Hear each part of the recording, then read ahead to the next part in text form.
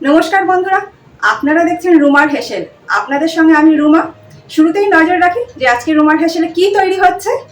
আজ রুমার হেসেলে তৈরি হচ্ছে এগ রোল। আপনারা ভাবছেন সেটা নতুন কি আছে, ময়দা মাখো বেলো অনেক ঝামেলা। আপনাদের এই ঝামেলার কাজটা সহজ করার জন্য আজকে আমি এই এগ রোলের রেসিপিটি শেয়ার করছি। আর স্বাদ হবে একদম দোকানের মতন। পুরো ভিডিওটা দেখার জন্য অনুরোধ রইল, আর ভালো লাগলে বন্ধু আত্মীয়দের সঙ্গে শেয়ার করে নেওয়ারও অনুরোধ রইল। তাহলে দেরি না করে লাইভ ফুটেজ চলে এসেছে, দেখে নেওয়া যাক কীভাবে বানিয়ে নেব এই এগ রোল।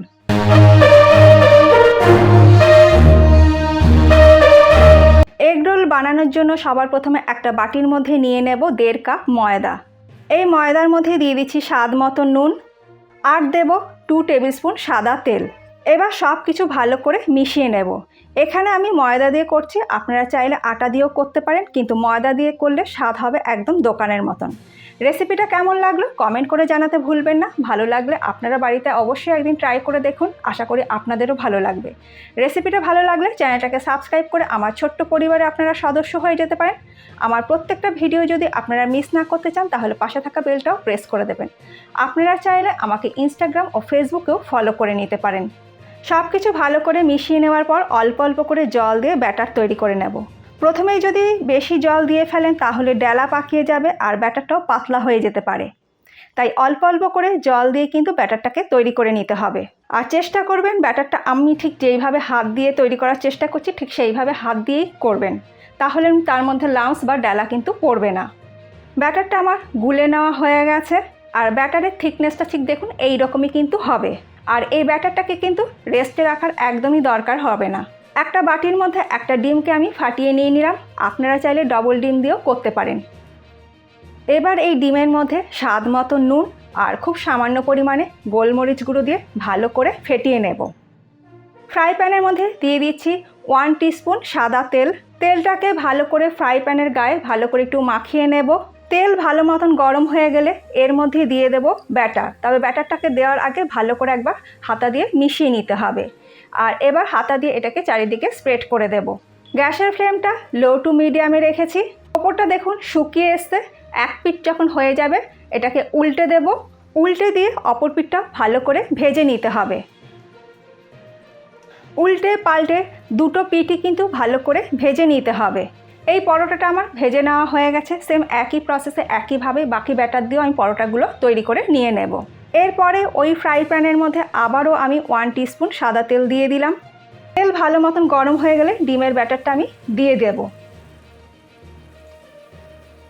আর একটুখানি শুকিয়ে গেলে ওপর থেকে দিয়ে দেব আগের থেকে ভেজে রাখা পরোটাটা। পরোটাটাকে দিয়ে ভালো করে একটু চেপে দেব যাতে ডিমের সঙ্গে পরোটাটাকে ভালো করে আটকে যায়। 1 থেকে 2 মিনিট এক পিঠ ভেজে নেওয়ার পর এইটাকে উল্টে দিলাম। অপর পিঠটাও সেম একই প্রসেসে 1 মিনিট একটু ভেজে নেব।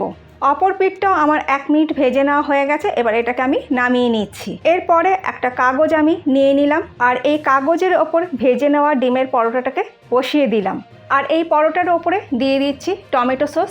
আর টমেটো সসটা আপনাদের নিজস্ব প্রয়োজন অনুপাতে যতটা দিতে চাইবেন ঠিক ততটাই ব্যবহার করবেন। এর ওপরে দিয়ে দিচ্ছি স্লাইস করে কেটে নেওয়া পেঁয়াজ, আর দিয়ে দিচ্ছি কুচনো কাঁচা লঙ্কা। তবে বাচ্চারা খেলে কাঁচা লঙ্কাটা কিন্তু আপনারা অ্যাভয়েডও করতে পারেন। আর দিয়ে দিচ্ছি স্লাইস করে কেটে নেওয়া শসা, আর দিয়ে দিচ্ছি স্লাইস করে কেটে রাখা গাজর। ওপর থেকে একটু লেবুর রসও আমি দিয়ে দিলাম, আর একটু চাট মশলা আমি ছড়িয়ে দিয়ে দিলাম। নুনটা আমি এখানে দিচ্ছি না, চাট মশলাতে নুন আছে বলে আমি নুনটা দিচ্ছি না, আপনারা প্রয়োজন মনে করলে দিয়ে দিতে পারেন। আর ওপর থেকে আমি আরেকটু টমেটো সস দিয়ে দিচ্ছি। আর এগুলো আপনাদের পছন্দ অনুযায়ী কিন্তু দিয়ে দিতে পারেন। এবার এটাকে আমি রোল ঠিক যেভাবে মোড়ে ঠিক সেইভাবে কাগজটার সঙ্গে পুরো পরোটাটার সঙ্গে মুড়ে দিচ্ছি। তৈরি হয়ে গেল আমাদের এগ রোল। ময়দা মাখা বেলার ঝামেলা ছাড়াই কিন্তু দারুণ স্বাদের তৈরি হয়ে গেল এগ রোল। বাড়িতে একবার ট্রাই করে দেখবেন, স্বাদ কিন্তু দোকানের থেকে কিন্তু খুবই ভালো হয়। বাড়িতে যে কোনো সময় গেস্ট আসলেও আপনারা চটজলদি কিন্তু বানিয়ে দিতে পারেন। আর সন্ধ্যের সময় নিজেরা তো যে কোনো দিনই যে কোনো সময় বানিয়ে নিতে পারেন। রেসিপিটা কেমন লাগলো কমেন্ট করে জানাতে ভুলবেন না। যদি ভালো লাগে তাহলে আবারও বলছি আপনারা বাড়িতে একদিন ট্রাই করে দেখুন। ট্রাই করলে আশা করি আপনাদের সকলেরই ভীষণ ভালো লাগবে। রেসিপিটা ভালো লাগলে চ্যানেলটাকে সাবস্ক্রাইব করে আমার ছোট্ট পরিবারে আপনারা সদস্য হয়ে যেতে পারেন। আমার প্রত্যেকটা ভিডিও যদি আপনারা মিস না করতে চান তাহলে পাশে থাকা বেলটাও প্রেস করে দেবেন। আপনারা চাইলে আমাকে ফেসবুক ও ইনস্টাতেও ফলো করে নিতে পারেন। আজ তাহলে এই পর্যন্ত, আবার দেখা হবে নতুন কোনো কুকিং নিউজের সঙ্গে। ভালো থাকবেন, সুস্থ থাকবেন, ধন্যবাদ।